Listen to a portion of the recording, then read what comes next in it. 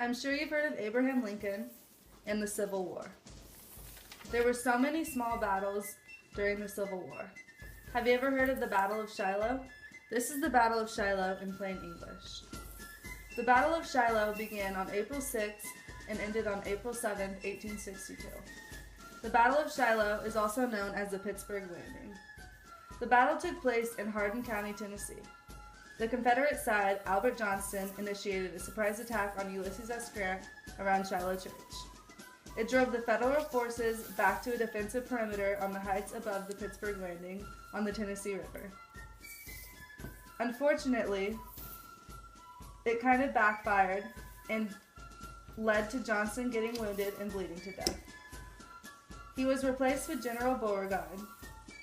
He called a halt on the surprise attack and brought his soldiers in the Hornet's Nest. The Hornet's Nest was a part of the Battle of Shiloh.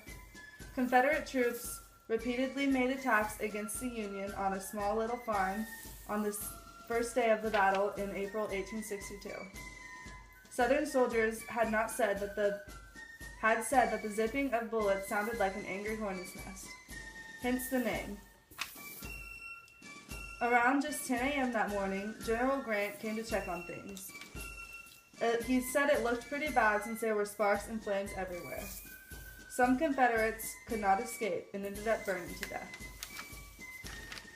Some major leaders of the battle included P.G.T. Beauregard and Albert Johnston.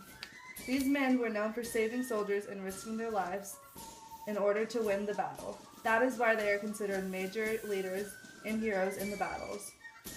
Grant was not expecting a battle, so he had no strategy.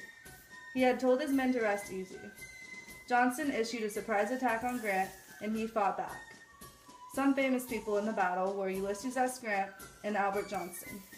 One famous Union man was William M. Reed.